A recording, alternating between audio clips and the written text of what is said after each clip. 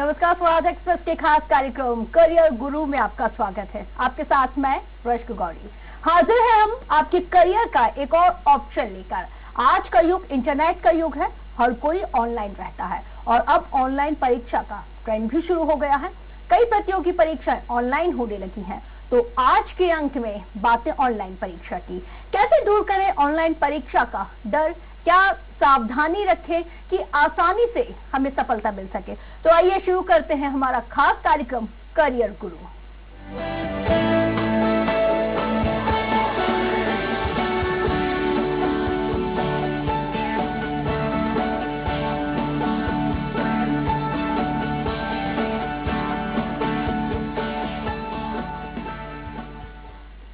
बेहतर टेक्नोलॉजी और अच्छी सुविधाओं को देखते हुए आजकल करीब करीब सभी परीक्षाएं ऑनलाइन होने लगी हैं। अचानक से ऑनलाइन परीक्षाएं होने की वजह से कई अभ्यर्थी इन परीक्षाओं की पूरी जानकारी नहीं होने की वजह से सब कुछ आते हुए भी सफल नहीं हो पाते, क्योंकि हमेशा से लिखित परीक्षाएं देते आए हैं।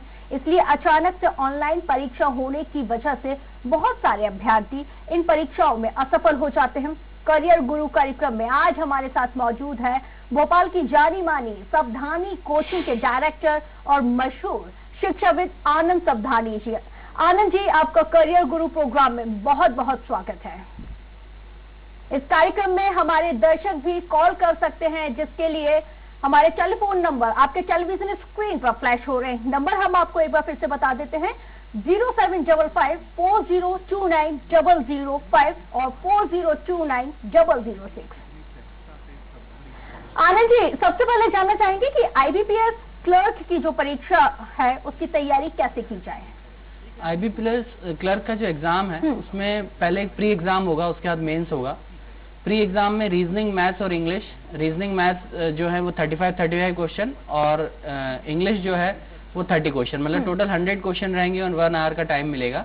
प्री एग्जाम जो लोग क्वालिफाई करते हैं, इसका मतलब वो क्रीम कैंडिडेट्स हैं, उन सारे क्रीम कैंडिडेट्स का एक मेंस एग्जाम होता है, जिसमें रीजनिंग, मैथ्स, इंग्लिश के 40 क्वेश्चन के साथ जनरल अवेयरनेस और कंप्यूटर, ये 2 सब्जेक्ट और ऐड हो जाते हैं, मतलब 200 क्वेश्चन हो जाते हैं और 2 आवर्स का टाइम होता है।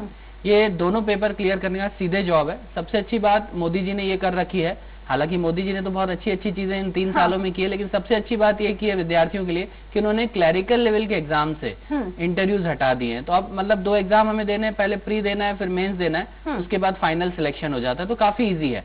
जहां तक आपने तैयारी की बात कही, तो तैयारी के लिए सबसे पहले बेसिक कॉन्सेप्ट क्लियर होने चाहिए, क्योंकि एक फंडा है किसी भी एग्जाम को पास करने में, वो है कि accuracy plus speed equal to success. इसका मतलब सही करें और तेजी से करें तो आप पास हो जाएंगे। सेम सेक्टर, बैंकिंग सेक्टर में भी, आईबीपीएस में भी यही है कि आप स्पीड से करेंगे और सही करेंगे तो जरूर पास होंगे।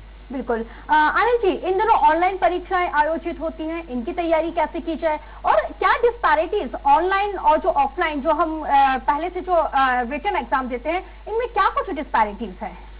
आज भी जैसे ऑनलाइन एग्जाम चालू हुआ, लगभग 2 से 3 साल हो चुके हैं ऑनलाइन पैटर्न जब से चालू हुआ, तब से मैंने देखा है कि जो शहरी क्षेत्र के युवा हैं, जो शहरी स्टूडेंट्स हैं, उनको तो इतनी खास कोई परेशानी नहीं होती, लेकिन अभी भी जो ग्रामीण क्षेत्रों के स्टूडेंट्स हैं उनको काफी दिक्कत होती है। मैं ये नहीं बोलूंगा कि वहाँ सुविधाओं का अभाव है, क्योंकि सुविधाएं तो वाकई में ग्रामीण क्षेत्रों में बहुत कम है, लेकिन जहाँ भी सुविधाएं हैं उसके बावजूद भी कुछ ग्रामीण या कुछ ऐसे स्टूडेंट अभी भी ऑनलाइन से एक परहेज किए हुए हैं। जबकि अच्छी बात यह है कि ऑनलाइन टेक्नोलॉजी जो है बहुत एडवांस है, बहुत फास्ट है। ऑनलाइन से अच्छी चीजें क्या है वो मैं बता देता हूँ। सबसे अच्छी है कि 100% एक्यूरेसी मिलती है।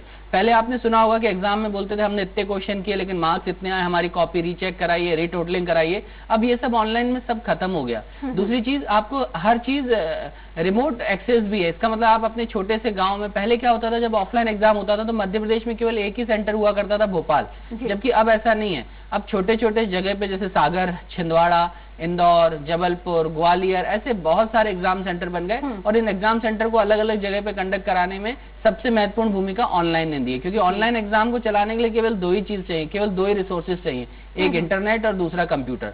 और आजकल हर स्टूडेंट के पास मेरे ख्याल से अगर इंटरनेट नहीं भी चलाना जानता होगा या ऑनलाइन एग्जाम नहीं भी देना जानता होगा, तब भी उसके पास इंटरनेट होगा। और बहुत बड़ी क्रांति तो जियो मोबाइल ला ही दिया है। हर स्टूडेंट के पास, हर इंसान के पास एक मोबाइल है, हर उसमें इंटरनेट भी है। तो मेरे ख्याल से आज इंटरनेट के थ्रू जो ऑनलाइन एग्जाम होता है बहुत ईजी हो गया है। जी अच्छा आनंद जी, जो ऑनलाइन एग्जाम्स होते हैं और जो हम पहले से जो हमारे पारंपरिक एग्जाम हो रहे हैं, इन दोनों में बेसिकली क्या डिस्पैरिटीज है? क्योंकि बहुत सारे ऐसे स्टूडेंट्स होते हैं जिन्होंने कभी ऑनलाइन एग्जाम नहीं दिया है, तो उनके लिए क्या, किस तरह से प्रिपरेशन उनको करनी चाहिए? जी, मैं पहले दोनों में डिफरेंस बता देता हूँ, उसके बाद ऑनलाइन की प्रिपरेशन के बारे में बताऊंगा। कि डिफरेंस तो ये है कि जो ऑफलाइन एग्जाम होता था उसके लिए एक सेंटर पे आपको जाना पड़ता था, वहां आपको प्रिंटिंग के कुछ क्वेश्चंस मिलते थे, आपको एमआर शीट मिलती थी, आपको गोले काले करने पड़ते थे, आपको रफर करना पड़ता था और पेपर का आंसर निकालना पड़ता था। जबकि ऑनलाइन एग्जाम में ऐसा नहीं है। ऑनलाइन एग्जाम में आपको एक पीसी दिया जाता है, बस आपको उस पर बैठना है, एक खाली पेपर भी वही देते हैं, बस आपको पेन या पेंसिल ले जानी पड़ती है, स्क्रीन पर क्वेश्चन डिस्प्ले हो रहा है, आपको करना पड़ता है और वो इजीली हो जाता है। दूसरी चीज ये है कि ऑफलाइन एग्जाम में क्या होता था, आपको रफ वर्क ज्यादा करना पड़ता था, आपको ज्यादा चीजें देखनी पड़ती थी। अगर कोई क्वेश्चन आपने छोड़ भी दिया है तो आप भूल जाते थे कि आपने छोड़ा है, बट ऑनलाइन एग्जाम में ऐसा नहीं है। अगर कोई क्वेश्चन आपने छोड़ा है तो ध्यान रखिए, जब आप सबमिट करने जाएंगे उससे पहले वो आपसे पूछेगा कि ये क्वेश्चन आपने छोड़े हुए हैं और आपको लग रहा है वो क्वेश्चन पे आपको दोबारा जाना है, तो पन्ने पलटने की जरूरत नहीं है, केवल उस क्वेश्चन पे आप क्लिक करेंगे, आप वापस उस क्वेश्चन पे पहुंच जाएंगे। दूसरी चीज, बहुत सारी जगह ऐसा देखा गया है कि क्वेश्चन पेपर में कभी न कभी मिस्टेक मिलती थी। हमने ये आमतौर पर देखा है कि प्रिंटिंग में प्रॉब्लम होने के कारण क्वेश्चन पेपर में कभी ना कभी मिस्टेक होती थी, तो बच्चा कहीं ना कहीं उससे सफर करता था। बट ऑनलाइन एग्जाम में ऐसा नहीं है। ऑनलाइन एग्जाम में स्क्रीन पर क्वेश्चन है और मेरे ख्याल से कहीं भी ऐसी दिक्कत नहीं आएगी कि प्रिंटिंग बिल्कुल हम चर्चा लगातार जारी रखेंगे। इस वक्त हमारे साथ सतना से एक कॉलर हैं, जिनेंद्र, फोन लाइन पर जुड़ गए। जिनेंद्र, आप अपना सवाल आनंद जी से कर सकते हैं।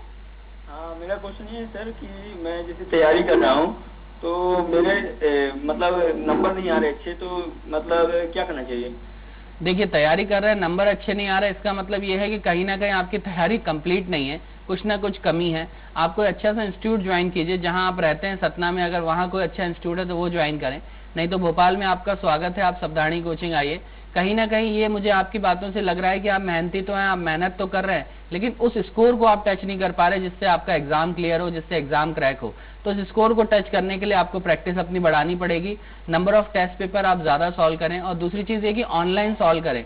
आपके घर में अगर सिस्टम हो तो आप वो यूज करें, या किसी इंटरनेट कैफे पे जाके एमपी ऑनलाइन में जाके आप यूज करें। क्योंकि क्वेश्चन एक और है कि सर पटवारी की एग्जाम भरना है तो क्या उसमें पीजीडी से जरूरी है?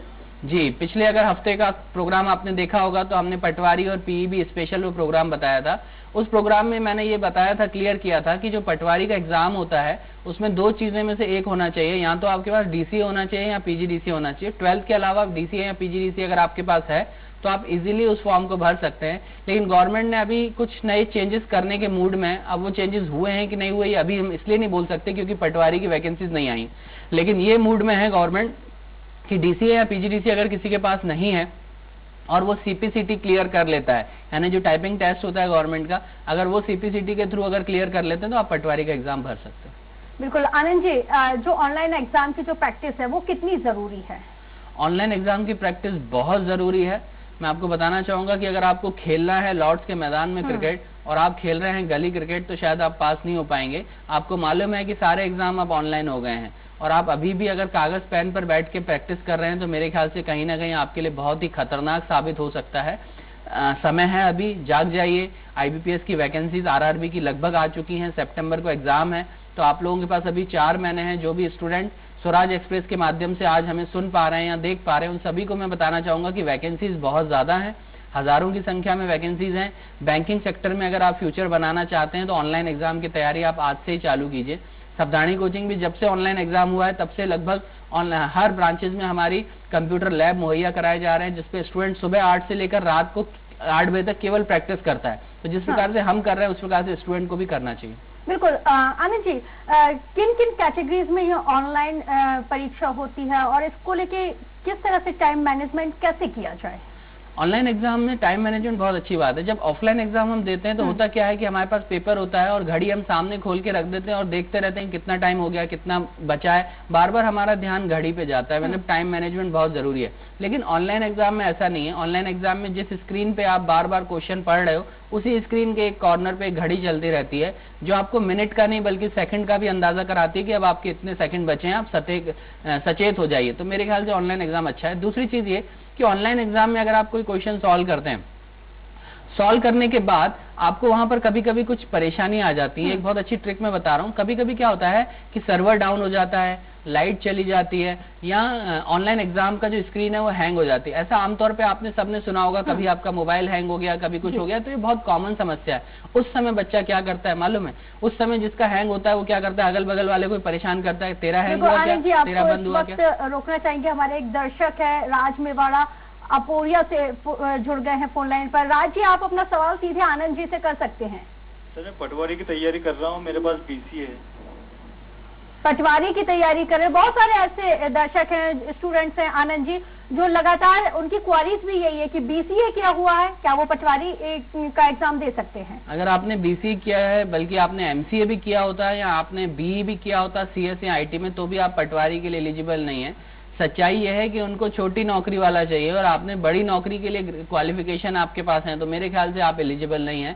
आपके पास डीसीए होना चाहिए, पीजीडीसीए होना चाहिए, या फिर सीपीसीटी। अगर इन तीनों चारों में से कोई एक चीज है तो आप कर सकते हैं। बाकी बीसीए के बेस पर हम पीजीडीसीए या डीसीए को काउंट नहीं कर सकते। एक और हमारे दर्शक है विदिशा से महेश जी फोन लाइन पर जुड़ गए। महेश जी, आप अपना सवाल सीधे आनंद जी से कर सकते हैं। हाँ, बात कराओ जी, आप सवाल कीजिए। महेश जी, आप सवाल कीजिए। हाँ जी, नमस्कार साहब। नमस्कार महेश जी, बोलिए। सर ये जानना चाह रहा था कि अभी कौन सी वैकेंसी निकल रही है जो आप बता रहे थे? अभी व्यापम में निकली है, समग्र सुरक्षा विस्तारक अधिकारी की वैकेंसी निकली है। इसके अलावा अभी मध्य प्रदेश पुलिस कांस्टेबल की रिकॉर्ड भर्तियां निकली हैं, लगभग 14,088 वैकेंसी निकली हैं, जो आज तक का रिकॉर्ड है। आज तक इतनी सारी वैकेंसीज कभी नहीं निकली। इसके अलावा आईबीपीएस आरआरबी की जो एग्जाम डेट है वो घोषित हो चुकी है। सितंबर में सेकेंड वीक ऑफ सितंबर और थर्ड वीक ऑफ सितंबर में आईबीपीएस यानी institute of banking personal selection की जो रीजनल रूरल बैंक की जो वैकेंसीज हैं उसके लिए एग्जाम डेट घोषित हो चुकी है, और ये एग्जाम है, 4 महीने पूरे बचे हैं। अगर आप भी तैयारी करना चाहें, आपके परिवार में से कोई, तो जरूर करें। बिल्कुल आनंद जी, जो कॉम्पिटिटिव एग्जाम होते हैं उनमें नेगेटिव मार्किंग से कैसे बचा जाए? क्योंकि बहुत सारे ऐसे स्टूडेंट्स हैं जिनको ये क्वेरीसिटीज रहती है कि आखिर हम अगर ये क्वेश्चन को सॉल्व करेंगे तो कहीं ये नेगेटिव ना हो जाए, तो इस चक्कर में वो कई चीजें से छोड़ देते हैं। तो कैसे नेगेटिव मार्किंग से बचा जाए, इसको लेकर अगर आप कुछ जानकारी दें। जी बिल्कुल, बहुत अच्छा प्रश्न आपने उठाया। पहली बात तो बैंकिंग सेक्टर में जो नेगेटिव मार्किंग होती है वो 0.25 होती है, यानी 25%। अगर आप रेलवे सेक्टर में जाते हैं तो रेलवे में 0.25 होती है, 0.33 होती है, यानी 33%। एसएससी में यही माइनस मार्किंग 0.25 होती है। लेकिन इसके अलावा बहुत सारे ऐसे एग्जाम्स होते हैं जिसमें माइनस मार्किंग होती नहीं है, जैसे पुलिस में नहीं होती, व्यापम के कुछ एग्जाम्स में नहीं होती। इसके अलावा यूपीएससी, पीएससी, इन एग्जाम्स में माइनस मार्किंग नहीं होती। तो जिसमें माइनस मार्किंग होती है उसमें माइनस मार्किंग बहुत डरावनी चीज होती है। और माइनस मार्किंग की एक परिभाषा मैं बहुत कम शब्दों में आपको बताता हूँ कि माइनस मार्किंग एक प्रकार का ऐसा हथियार है जो हम अपनी फैक्ट्री में बनाते हैं और एग्जामिनर को देते हैं कि हमें फेल करें। आप समझ रहे होंगे कि माइनस मार्किंग कभी भी एग्जामिनर नहीं करता, वो तो एक क्वेश्चन देता है, उसका 1 नंबर देता है, हम उस क्वेश्चन को गलत करते हैं और 0.25 कटवाते हैं। तो सच्चाई ये है कि हम कम करें लेकिन सॉलिड करें। एग्जाम पास करने का सबसे अच्छा फंडा है कि हम कम से कम क्वेश्चन करें, कम से कम यानी इतने भी कम न करें कि बहुत कम हो जाए, लेकिन हम कम करें, इतने करें कि हम क्वालिफाई कर लें, और वो सॉलिड करें, इसका मतलब सही सही करें, क्योंकि माइनस मार्किंग बहुत खतरनाक होती है। बिल्कुल आनंद जी, एग्जाम में शॉर्ट ट्रिक्स जो होती हैं, ज्यादातर स्टूडेंट शॉर्ट ट्रिक्स को अप्लाई करते हैं, वो कितनी कारगर साबित होती हैं? शॉर्ट ट्रिक्स 100% कारगर है, क्योंकि सोचिए जो बैंकिंग सेक्टर का एग्जाम होता है उसका बिल्कुल आनंद जी, इस सवाल का जवाब हम आपसे बिल्कुल लेंगे। हमारे साथ एक दर्शक रुचिका है, वो फोन लाइन पर जुड़ी, उनसे उनका सवाल ले लेते। रुचिका, आप अपना सवाल कीजिए। जी, मैं ये पूछना चाहती थी कि मेरा आईटी का 3 साल का डिप्लोमा है, तो क्या अब मैं भर सकती हूँ पीओ के लिए? आईटी का 3 साल का डिप्लोमा है आपके लिए, लेकिन जो पीओ का एग्जाम होता है उसमें डिग्री चाहिए रहती है, यानी बैचलर डिग्री, और आपका बैचलर डिग्री नहीं है, तो मेरे हिसाब से आप नहीं भर पाएंगे। लेकिन हाँ, आप 12th लेवल पे जितने भी वैकेंसीज निकलती हैं वो आप भर सकती हैं, प्लस जितनी भी वैकेंसीज डिप्लोमा लेवल पे है वो भर सकते हैं। बट बैंक पीओ के लिए आपको ग्रेजुएट होना जरूरी है। बिल्कुल, हम शॉर्ट ट्रिक्स की बात कर रहे थे आनंद जी। तो शॉर्ट ट्रिक्स बहुत जरूरी है कम टाइम में, क्योंकि जो पेपर आता है वो ऐसा होता है कि एक 10th का बच्चा भी उस पेपर को क्लियर कर लेता है। लेकिन 10th के बच्चे और हम में ये अंतर है कि 10th का बच्चा उस एग्जाम को क्लियर करने में, उस पेपर को क्लियर करने में हो सकता है 3 घंटे लगाए, लेकिन हमें वही पेपर 1 घंटे या 2 घंटे में क्लियर करना पड़ता है। तो जाहिर है यहाँ पर अगर हम उसको कम टाइम में क्लियर करेंगे तो कम टाइम को क्लियर करने के लिए हमें शॉर्ट ट्रिक्स बहुत जरूरी है। तो यहाँ पर सारी की सारी चीजें स्पीड की है। स्पीड तभी आएगी जब आप क्वेश्चन को जल्दी करेंगे, और क्वेश्चन जल्दी तब हो पाएगा जब आपके पास शॉर्ट ट्रिक होगी, क्योंकि लॉन्ग मेथड से अगर आप करते रहेंगे शायद एक एक क्वेश्चन 4-4, 5 मिनट लगाए। इसीलिए शॉर्ट ट्रिक्स बहुत जरूरी है। शॉर्ट ट्रिक्स का आप फॉलो कीजिए। शॉर्ट ट्रिक्स, दूसरी बात ऐसी चीज कि शॉर्ट ट्रिक्स आपको याद नहीं आती। जब आप क्वेश्चन सॉल्व करते हैं क्लास में, जब पढ़ाते हैं फैकल्टी, तब तो आपको अच्छे से समझ में आती है, लेकिन जब क्वेश्चन सॉल्व करने जाते हैं तो लोगों को मालूम ही नहीं चलता कि इस क्वेश्चन में क्या ट्रिक्स लगानी है। ये डिपेंड करेगा प्रैक्टिस पे, क्योंकि जितने ज्यादा आप क्वेश्चन सॉल्व करेंगे आपको मालूम चलता रहेगा कि अब इस क्वेश्चन में ये मोड आएगा, इस मोड पे मुझे ये ट्रिक अपनानी है। तो ये सारी चीजें प्रैक्टिस पर निर्भर करती है। बिल्कुल। आनंद जी, ऑनलाइन परीक्षा देते वक्त किन बातों का खास ख्याल रखना चाहिए? ऑनलाइन परीक्षा देते समय सबसे पहले तो इसका ध्यान रखें कि अपने साथ कुछ भी ना ले जाएं, क्योंकि मोबाइल, कागज अगर आप कुछ भी ले जाएंगे वो वहां रखवा दिया जाएगा। एक तो खाली हाथ जाया करें, बस अपने साथ पेंसिल जरूर लेके जाया करें। कुछ लोग ये करते हैं कि पेंसिल की जगह पेन ले जाते हैं, जबकि पेन से अगर आप रफर करेंगे तो टाइम ज्यादा लगेगा और पेंसिल से रफर करेंगे तो कम लगेगा। और पेंसिल की भी जो नुक्की होनी चाहिए पतली होनी चाहिए, क्योंकि पतली पेंसिल से आप ज्यादा अच्छा रफर कर सकते हैं, अपना टाइम बचा सकते हैं। दूसरी चीजें, कभी भी ऐसा पजल टाइप की स्थिति आ जाए, कभी भी सर्वर डाउन हो जाए तो परेशान ना हो, किसी को भी परेशान ना करें, बल्कि ये सोचें कि अगर आपका कंप्यूटर हैंग हो गया है तो हैंग होते समय स्क्रीन पे कोई क्वेश्चन दिख रहा होगा, उस क्वेश्चन को सॉल्व कर लें। ध्यान दीजिएगा, अगर आपकी घड़ी में, जब हैंग होने वाले कंप्यूटर पे, उस घड़ी में अगर टाइम हो रहा है 10 मिनट और 10 सेकंड अगर आपके पास बचे हैं तो परेशान मत होइएगा। जैसे ही वो सर्वर ठीक होगा आपका टाइम वहीं से चालू होगा ना, 10 मिनट और 10 सेकंड से ही चालू होगा। तो बिना हेजिटेशन के केवल क्वेश्चन पे फोकस कीजिएगा। और कभी कभी तो ऐसा होता है, जब मैं भी एग्जाम पिछली बार दिया था एक्सपीरियंस बेस पे, तो मैंने ये पाया कि जब मेरा कंप्यूटर हैंग हुआ था या सर्वर डाउन हुआ था, उस समय जो क्वेश्चन खुला हुआ था वो पजल का क्वेश्चन खुला हुआ था। और सोचिए, पजल का क्वेश्चन मुझे मिला, उसमें कम से कम 5 से 10 क्वेश्चन बनते हैं एक पजल को सॉल्व करने से। तो मेरे सामने 5 क्वेश्चन वाली पजल पड़ी थी। अगर कंप्यूटर हैंग भी हो गया तो कोई फर्क नहीं पड़ेगा, मैंने आराम से उस 5 क्वेश्चन को किया और जब तक मैंने खत्म किया इतने में सर्वर ठीक हो गया और टाइम मुझे एक्स्ट्रा मिल गया। बिल्कुल। हमारे साथ दर्शक जुड़ गए, बनारस से मिथिलेश जी हैं। मिथिलेश जी, आप अपना सवाल कर सकते हैं।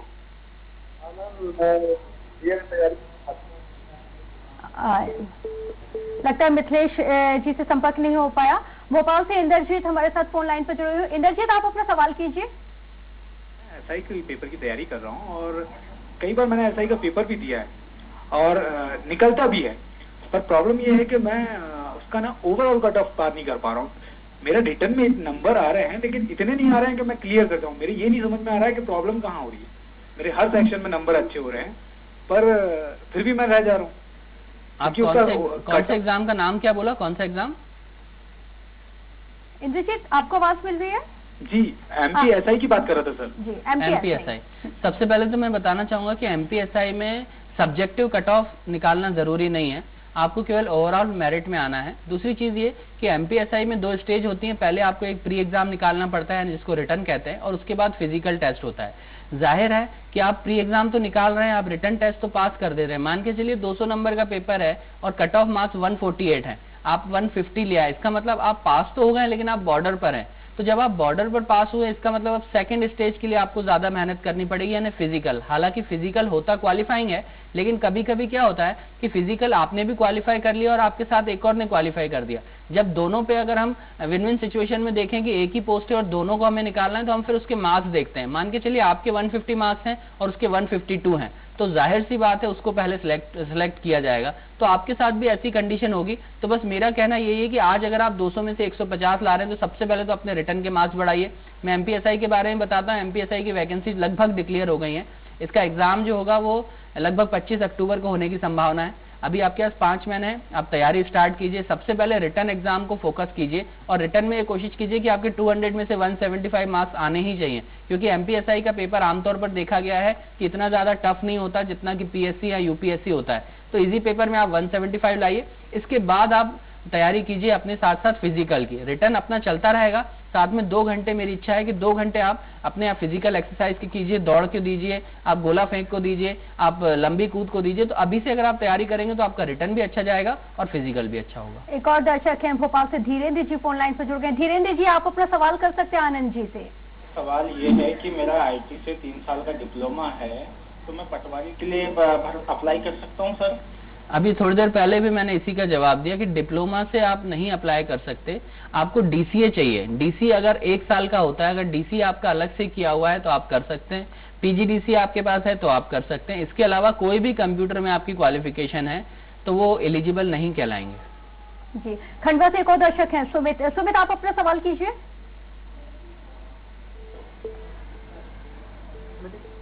सुमित, आपको आवाज मिल रही है? तो लगता है संपर्क नहीं हो पाया उसमें से। आनंद जी, कई ऐसे जैसे फोन कॉल्स भी आए, उनकी क्यूरियोसिटी ये थी कि सेक्शन वाइज कैसे मार्क्स लाए जाएं जिससे वो पर्टिकुलर एग्जाम को पास कर सके।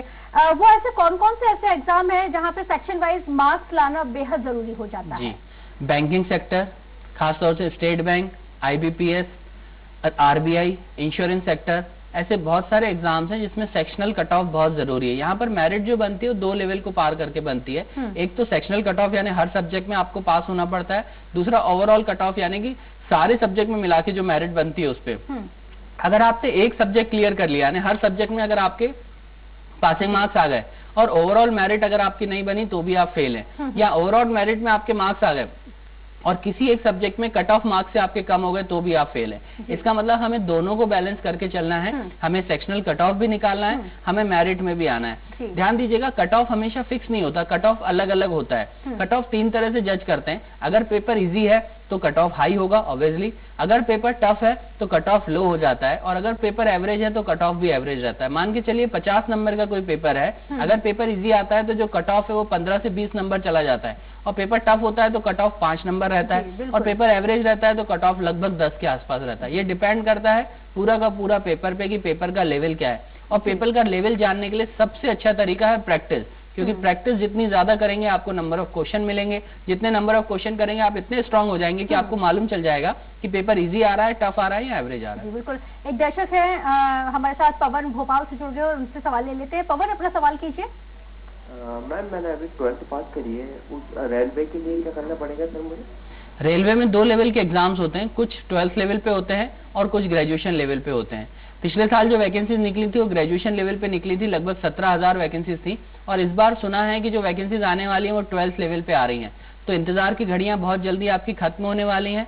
रेलवे में जो सब्जेक्ट्स आते हैं आमतौर पर वो general knowledge, general science, reasoning और मैथ्स, ये 4 सब्जेक्ट पे आपको कमांड अभी से बना के चलनी है। क्योंकि कुछ लोग क्या करते हैं कि जब वैकेंसीज आती हैं उसके बाद तैयारी स्टार्ट करते हैं, तो सोचिए वैकेंसीज आने और एग्जाम के बीच में टाइम बहुत कम मिलता है, शायद अच्छी तैयारी नहीं हो पाए, इसलिए आप अभी से ही मन लगा के तैयारी कीजिए, जरूर आप पास होंगे। बिल्कुल। आनंद सबधानी जी, इतनी महत्वपूर्ण जानकारी के लिए बहुत बहुत शुक्रिया। करियर गुरु कार्यक्रम में अगले हफ्ते करियर के किसी और ऑप्शंस पर चर्चा होगी। तब तक अपने नॉलेज को अपडेट करते रहे और देखते रहिए स्वराज एक्सप्रेस।